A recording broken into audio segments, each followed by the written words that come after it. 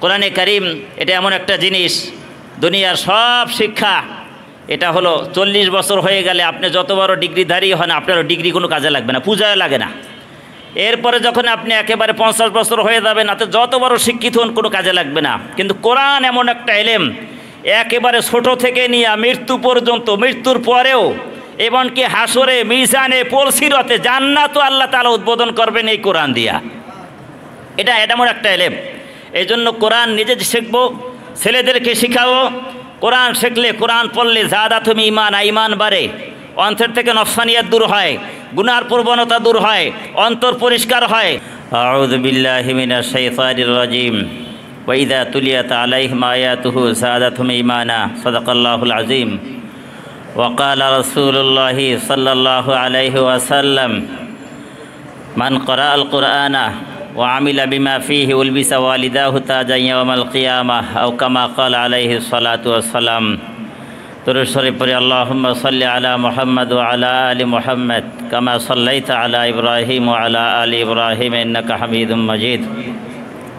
আজকের ঐতিহাসিক জামিয়া কারিমিয়া হিফজ বিভাগের অভিভাবক বৃন্দের এই উপস্থিত মজলিসের সদরে জলসা, আধুনিক জামিয়া কারিমিয়া স্বপ্নদ্রষ্টা, অত্র মাদ্রাসার শাইখুল হাদিস ও মোহতামেম আল্লামা মকবুল হোসেন সাহেব দামাদ বারাকাতুহুম মাদ্দাজুল্লুহুল আলিয়া, উপস্থিত আমাদের শাইখুল হাদিস নাজিমে তালিমাত আমিনুত তালিম হজরত মাওলানা মুফতি হিমায়তুল্লাহ কাসিমি সাহেব সহ আরও উপস্থিত আমাদের আসাতাজা কেরাম, অভিভাবক বৃন্দ ও ছাত্র ভাইরা। আজকের মজলিসে অনেক আলোচনাই হয়েছে। বড়রা আছেন, মোহতামিম সাহেব হুজুর আছেন, রহমানী সাহেব হুজুর আছেন, জাবের সাহেব হুজুর আছেন, নাজিমে তালিমার সাহেব হুজুর আছেন, তেনারা গুরুত্বপূর্ণ বক্তব্য দিবেন। আমি শুধু এতটুকুর জন্যই দাঁড়িয়েছি যে এই মাদ্রাসায় আল্লাহ তাআলার দেওয়া তৌফিকে মাদ্রাসার মোহতামিম সাহেবের বিশেষ দৃষ্টির কারণে এই দীর্ঘদিন এই মাদ্রাসায় আমি খেদমতের সাথে সংশ্লিষ্ট আছি। আমার 3টা ছেলে মেয়ে সবাই এখানে মক্তব থেকে নিয়ে হেফজোখানার থেকে নিয়ে এখন কিতাব বিভাগে পড়তেছে। সকলেই এই হেফজোখানার থেকে পড়ে গেছে। আমার মেয়েও হেফজোখানায় পড়েছে, ছেলে মোহাম্মদ সেও এখান থেকে পড়ে গেছে, ছোটোটা আহমদ সে এখন পড়তেছে, 11 পারা হয়েছে আলহামদুলিল্লাহ। তো আমি আশেপাশে অনেক হেফজোখানার থেকে অনেকেই আমাদের ছেলে মেয়েদেরকে নেওয়ার জন্য এখনও ধরতেছে, কিন্তু দিনা। কারণ হলো জামিয়া কারিমিয়া এই এলাকার একটা ঐতিহাসিক মাদ্রাসা। এখানে লেখাপড়ার মান আশেপাশে যে যাই বলুক তার চেয়ে 1000 গুণ ভালো আমার দৃষ্টিতে। কারণ আমি খোঁজ খবর নিয়ে দেখেছি সবাই চায় নিজের ছেলে মেয়েকে একটু ভালো জায়গায় পড়াইতে। ভালো জায়গার খোঁজ খবর নিয়ে যা দেখি আলহামদুলিল্লাহ 1000 গুণ ভালো। আমাদের হেফজ বিভাগের আমাদের হাফেজ মাওলানা মাহমুদ সাহেব হুজুর আলহামদুলিল্লাহ, তার যোগ্যতা, তার প্রশাসনিক অবস্থা, ছাত্রদেরকে কন্ট্রোল করা, পড়ার মান সব কিছু মিলে আলহামদুলিল্লাহ। এবং তার আনুষঙ্গিক যারা আছে মহিবুল্লাহ সাহেব আলহামদুলিল্লাহ, তার তেলাওয়াত অনেক সুন্দর। তার তেলাওয়াতের মাধ্যমে মাদ্রাসায় এবছরও হেফজ বিভাগে যতজন ছাত্র পরীক্ষা দিয়েছেন তার ভিতরে 40টাই স্টার মার্ক পাইছে, অর্থাৎ যেটাকে জিপিএ 5 বলে। এর ভিতরে 11 জন আছে যা সিরিয়াল পেয়েছে।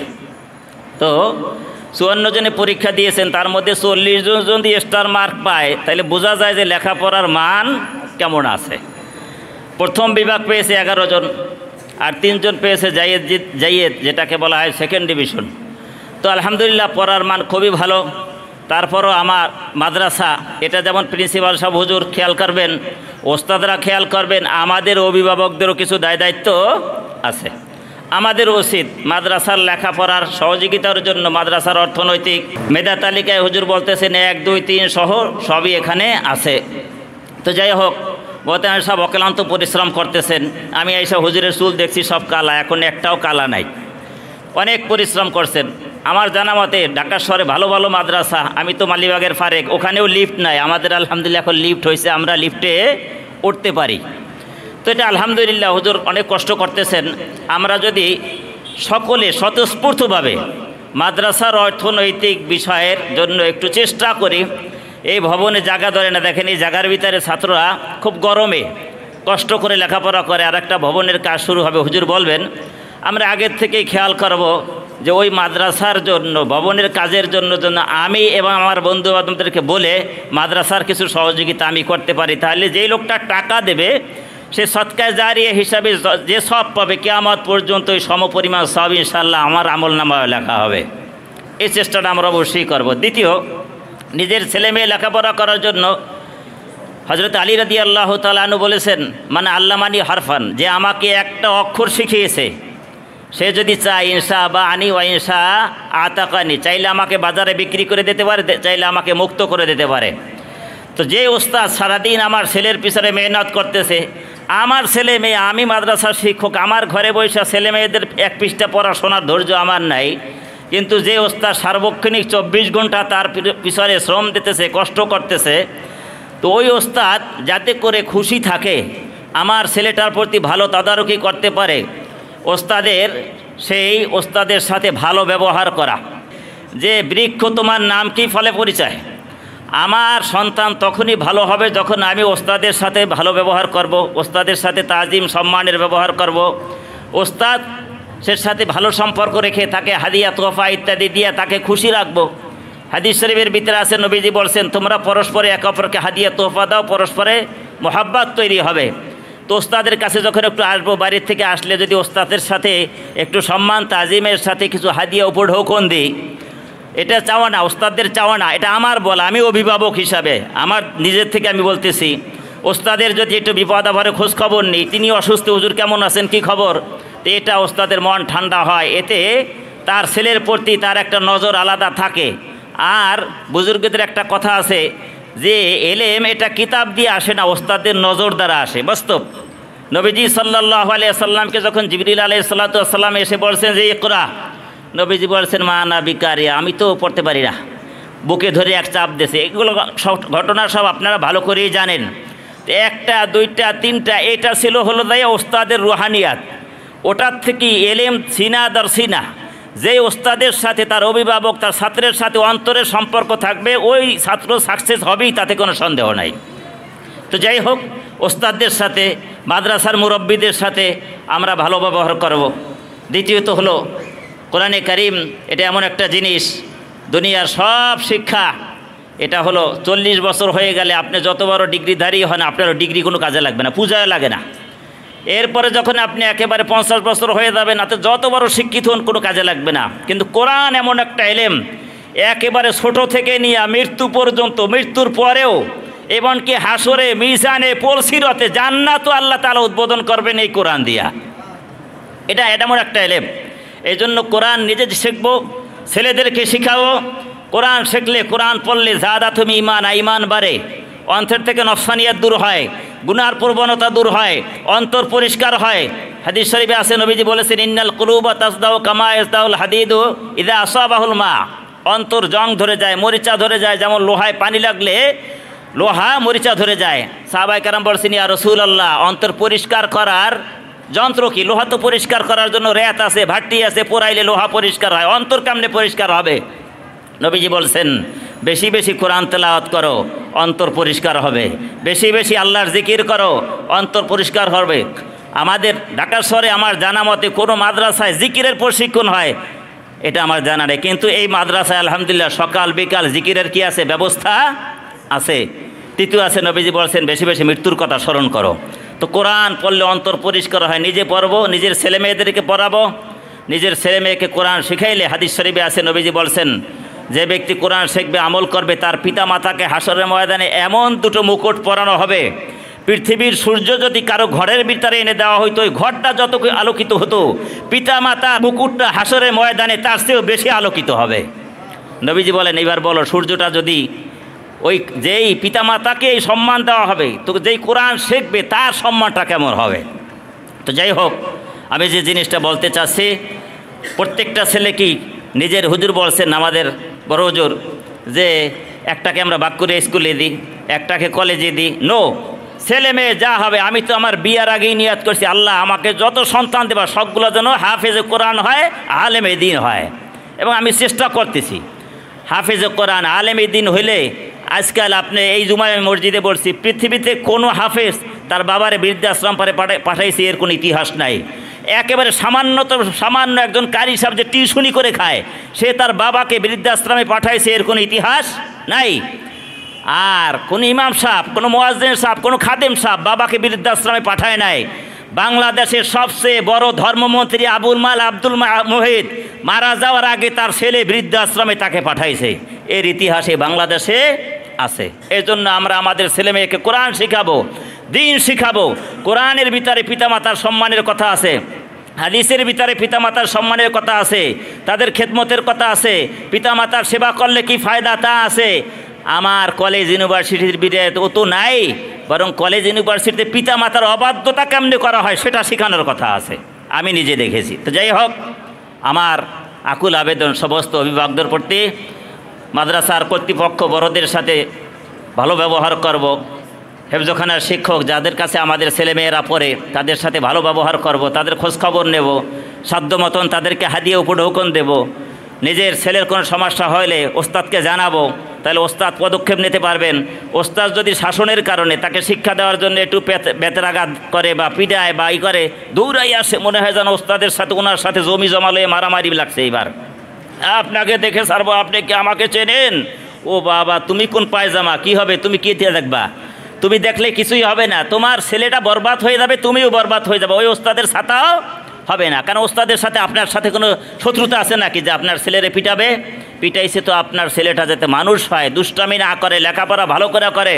আমার ছেলে একবার কাঁদতে কাঁদতে যাইয়া বাসায় উঠছে, এখন মায়ও কান্দে, ছেলেও কান্দে, পিঠে দাগ পড়ে গেছে। আমাকে বলতেছে, হুজুর এইভাবে পিটাইছে, পিঠে দাগ পড়ছে, এটা কি ঠিক হয়েছে? আমি একবার 100% ঠিক আছে। আমি যে হুজুরে বলবো, হুজুর আরও কায়দা মতন পিঠায়েন। আমি শুনছি ছোটোকালে ওস্তাদরা বলছে, ওস্তাদের পিডান যেই জায়গা লাগে ওই জায়গা জান্নাতে যায়। তো জান্নাতে যাইব তো ওই জন্যই যে সে তো তাকে কোরআন শেখাবার জন্য পিটাইছে, আপনার সাথে আমার সাথে তো শত্রুতা নাই। এই জন্য ওস্তাদের সাথে ভালো ব্যবহার করব, অভিভাবকদের সাথেও ভালো ব্যবহার করব, সহপাঠীদের সাথেও ভালো ব্যবহার করব, প্রত্যেক ছাত্রকেই এই উদাত্ত আহ্বান রেখে আমি আমার বক্তব্য শেষ করছি। ওয়া আখিরু দাওয়ানা আলহামদুলিল্লাহি রাব্বিল আলামিন। আসসালামু আলাইকুম ওয়া রাহমাতুল্লাহি ওয়া বারাকাতুহু। আমাদের এখানে মক্তব বিভাগ থেকে নিয়ে কিতাব বিভাগের সর্বোচ্চ স্তর মুহাদ্দিসিন কিরামরা তাদের সন্তানকে এখানেই হেফজখানা হাফেজ বানিয়ে তাদের ছেলেদেরকে হক্কানি রব্বানি ও আলেম বানানোর চেষ্টা চলছে। আমরা সাধারণ একটু লোকের সাথে মহব্বত ভালোবাসা থাকার কারণে কারিমিয়া মাদ্রাসায় লেখাপড়া হয় না অনেক ছাত্র আমার এখানে দিয়ে আমি হাতে বানিয়ে দিব। 24 ঘন্টা মেহনত করে ওস্তাদরা ছাত্র তৈরি করতে পারে না, আর উনি বক্তৃতা দিয়ে আমরা ছাত্র বানিয়ে দিবে, এগুলো ধোঁকা। আমরা ধোঁকায় পড়বো না। আমরা কোরআন হাদিস সম্পর্কে জানি না। যে সমস্ত আসাতে যে গ্রাম যারা সার্বক্ষণিক কোরআন ও হাদিসের সাথে সম্পর্ক, আমাদের কাছে সে আপনি যে হাফেজ, তার সন্তানকে এখানে সবগুলোকে হাফেজ বানাইতেছে। আমাদের মুফতি সাহেব রহমাতুল্লাহ খাতুন, উনি তো দেশের বিশিষ্ট জন ওলামায়ে কিরামদের মধ্যে অন্যতম। আমরা যে মেয়ের তেলাওয়াত শুনছি, আমাদের মুফতি জাবের সাহেব, আমাদের ফতুয়া বিভাগের মুর্শিদ, দেশের অন্যতম ওলামায়ে কিরামদের মধ্যে একজন, হাতে গোনা। এরপরে আন্তর্জাতিক মুফাসসির কোরআন সকালে আপনাদের পরিচিত তাদের বাংলা মুফতি আলিল্লাহ সাহেব দামাত বরকাতুন, উনি উপস্থিত হয়েছেন, আমাদের রহমান সাহেব সহ। আমরা আশেপাশে কোনো ছেলে, কোনো শিক্ষক, কোনো এখান থেকে আমরা চলে গেছে, এই ধরনের ওদের কথা আপনারা কান দিবেন না।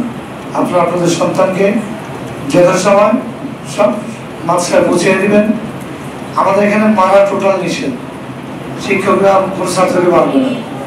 কিন্তু আমি যখন বাসায় মারি তখন কার কাছে বলি, দুইটা সন্তান কন্ট্রোল করতে পারি না, মা ফিরে রক্তাক্ত করে ফেলবে, এই জন্য সন্তানের জ্বালা থাকতে পারে না। এখানে সন্তানদেরকে কন্ট্রোল করতে ওস্তাদের যে একটা আদব শিক্ষা দেওয়া হয়, এতে আপনাদের কিনতে হওয়ার কিছু নেই। আমার কাছে বলবেন, আমরা বিষয়গুলোকে দেখে আলোচনা করে সমাধান করব। আলহামদুলিল্লাহ, শুকরিয়া হুজুরে ইতিমধ্যে আমাদেরকে অবগত করেছেন। ইতিমধ্যে আমাদের মাঝে এসে উপস্থিত হয়েছেন আন্তর্জাতিক খ্যাতিসম্পন্ন মুফাসসিরে কোরআন মুফতি ওয়ালিউল্লাহ। ওনাদেরকে পেতে হলেও 1 বছর অপেক্ষা করা লাগে, সেখানে আমরা আজকে এক মজলিসে সব নক্ষত্র একসাথে পেয়েছি। আর এই চেহারাগুলি মাদ্রাসার বয়স যত, ওনাদেরও বয়স এই মাদ্রাসায় ততদিন। বুঝতেই পারতেছেন যে এই মাদ্রাসা একটা ময়লার ডাস্টবিনের উপর থেকে আজকের এই পর্যায়ে বিশাল ইমারত দাঁড়িয়েছেন ওনাদের পরিশ্রম শ্রমের মাধ্যমেই। তো যাই হোক, হুজুর বক্তব্য দিয়েছেন। আসলে যে হুজুররা বক্তব্য দিচ্ছেন ওনারা কিন্তু অভিভাবক হিসাবেই দিচ্ছেন। এই যে আনোয়ার গাজী সাহেব, ওনার 3টা বাচ্চা, 3টা বাচ্চাই এই মাদ্রাসা থেকেই হিফজ 2 জন শেষ করেছে, আরেকজনও প্রায় 11 পারা হয়ে গিয়েছে হুজুর বলেছেন। তো আলহামদুলিল্লাহ 3টা বাচ্চাই পড়ানোর সুযোগ আমার হয়েছে।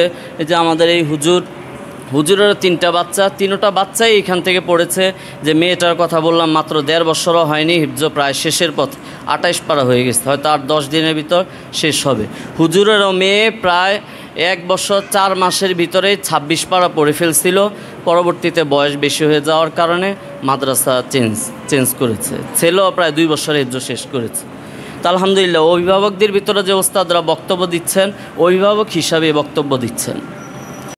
ও আমার প্যারা নবী, প্রিয় নবী, হৃদয় মাঝে আঁকি